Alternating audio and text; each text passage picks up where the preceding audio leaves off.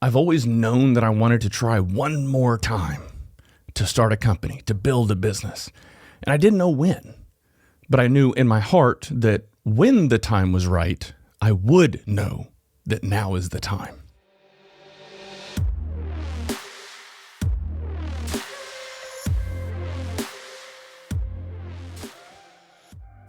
How is it going, ladies and gentlemen? This is Sean Barnes. I want to welcome you back to The Way of the Wolf. The summary of the show is entrepreneurship, leadership, and becoming the best version of ourselves. I've spent a lot of time talking about the latter two.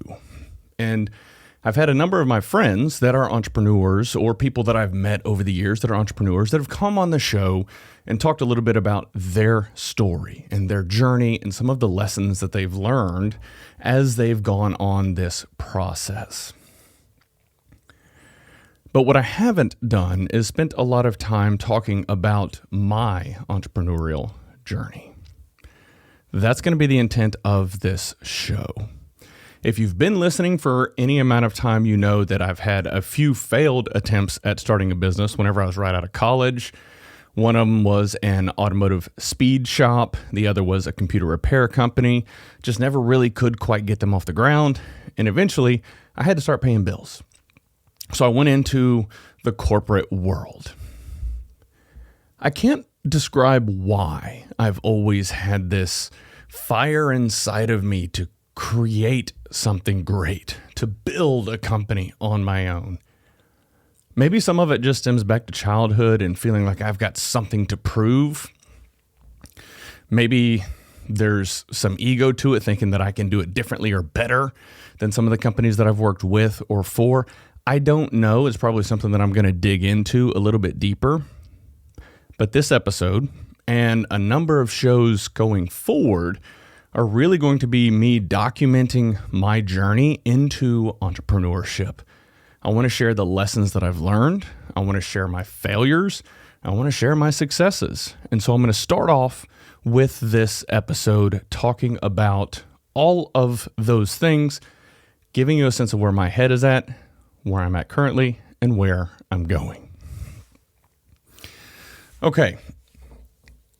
As many of you know, I work for an oil and gas company. Over 15 years, I've spent working in the oil and gas space. The majority of my career has been in information technology, but over the past 6 years, I've started to get access and had the opportunity to lead multiple functional domains. That includes HR, safety, transportation, ESG, project management office. As I've grown, as I've had the opportunity to lead all of these additional functional domains, it has given me opportunities to grow, to learn more about, yes, those functional domains, but also learn more about the business and how a business operates, how a business should operate. And so all of these lessons that I've been learning over the past really 20 years of working in corporate America have all been socked away in the back of my mind. That works well. That doesn't. Stay away from that. Do more of that. So I've started accumulating all of these lessons and formulating ideas around what I want to do. Yes, I've always been passionate about technology. I'm your typical techie, nerdy, geeky guy. I just love technology. But over the last 6 years, I've started to love and cherish and appreciate leading people and building teams. And so I had this idea. I was going to start a coaching company. And over the past few years, I have been coaching people on the side. Many of the people that I work with, they just reach out to me and I provide guidance, and sometimes we'll work together for a couple of months. Sometimes it's 3 or 4 calls and they're good to go. But I had this idea. I wanted to build a coaching and consulting company. So I started doing research. I started seeing, okay, what are other coaching businesses doing? What are other leadership development businesses doing? How successful are they? Is there a market for it? And what I recognized is the barrier to entry to coaching, that's life, that's leadership, it's very low. There are not a lot of requirements or prerequisites to get in to the coaching industry. What that means is the industry is becoming increasingly saturated. What that also means is it can be very challenging to make a name for yourself and to break through all of that noise and gain clients that you can have meaningful relationships with and create a significant amount of impact. And so I started thinking, okay, maybe this isn't the right approach. I love both of these things. And about a year ago, I decided, you know what, I probably should flip this. Consulting and coaching. As I started thinking through this process, all of this is going on in the back of my mind while I've been working my full-time job. I've always known that I wanted to try one more time to start a company, to build a business. And I didn't know when, but I knew in my heart that when the time was right, I would know that now is the time. And so it's just something to keep in mind as I'm talking through this journey. And part of that is because I'm very risk averse. And I thought, oh God, I'm not ready financially to go out there and start a business and not make any money for a year or two, because that would suck. So all of this stuff has been kind of swirling around in the back of my mind over the past few years. And it's just gradually coming together. And so now I find myself at this situation where I've realized, okay, consulting and coaching. That means we're able to get in the door, able to help with your digital strategy or your digital transformation project, but also coach, guide, mentor your team along the way. That's the value prop that works for me. And that's my vision, and that's how I want to be able to change the world and be able to help all of our clients grow and scale. So I flipped it, consulting and coaching. Get in the door, offer a service, identify the strengths and weaknesses of everybody on the team, and then start building them. Because when you know their strengths and weaknesses, it affords you the opportunity to tailor your coaching and mentoring program to exactly what they need, as opposed to throwing a blanket of leadership principles and leadership skills and then seeing what sticks. Now, I want to transition a little bit into the importance of building your brand. I didn't know it at the time. When I started this podcast 2.5 years ago, my thought was I need to do something to get a little bit more comfortable with being uncomfortable.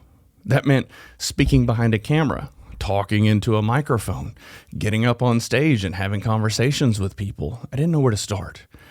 And a friend and mentor of mine suggested I start this podcast. So I did 2.5 years ago. And it's been a journey. Because I'm such an introvert, it was very challenging for me.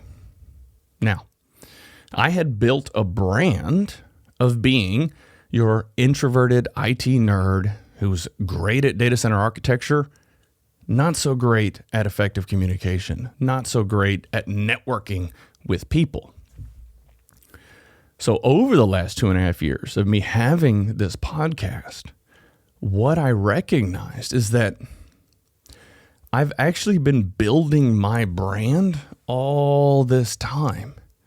I've been documenting my journey and my own growth as an individual, as a business professional. All the content that I've been pushing out, I haven't charged anybody from it. I'm never going to monetize any of it. It's truly just to help people out. And in that process, I've started building a brand of someone who genuinely just wants to help. That's really what it comes down to. And what I've recently recognized and realized is I've been building this network of people that I've been helping over time. And so when the day comes for me to go out and start selling my business and services, which that day is upon me now, what I'm finding is that I'm not just some random sales guy trying to pitch a product, trying to sell something. I'm someone who actually knows what I'm doing. I've lived it. I've experienced it. I've been through the ups and downs of the industries. I've helped businesses grow and scale up and down, which is inevitable in all business verticals. So I have experience, and I've shown people along the way. All of those things contribute to me building my own brand. And while initially starting the show, I wasn't intentional about it, it was just a journey that I was going on. Looking back, I recognized, wow, I've started to do something great. And I can use that to continue to do more great things and impact more lives and more teams and more businesses. All that to be said, building your brand takes time. Building a business takes time. It's not going to be easy. It is going to be very challenging, very stressful, especially when I get to a point where I start having people work for me and on my team. There are a lot of challenges around leading people. And even if you have the greatest team, there's still going to be conflict that you have to resolve and have to work through. So it's going to create its own challenges. And for me, the vertical that I chose was really services. There's no product that I can design and manufacture and distribute. It's the people. It's the services that we can provide. And that's the avenue that I chose to go down. In my mind, it feels like that affords me the opportunity to help more people, to build more teams and help more businesses grow and scale. Okay, so in my journey over the last 20 years, I have also learned a tremendous amount about business. I was having a conversation with someone that I consider a mentor, and I wouldn't say close to me, but a very powerful and influential mentor in my life. And when I had this conversation with him about, hey, it's time for me to leave the corporate life and build a business on my own. Now, this person is an entrepreneur, has been for many years, built many businesses over the years. And he asked me why. And I told him, I've always had this fire inside of me, something that I want to do. It's something that I need to do because I can't look back in my 60s and regret never having tried one more time.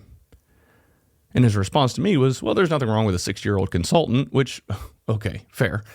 But I don't want to be just a 60-year-old consultant. I want to build something. And I talked him through my experiences in those other companies that I tried to start right out of college. And he asked me, he's like, okay, well, if those failed, why do you think you can do it now? And immediately my response was, well, I've learned a lot over the last 20 years about how to run a business.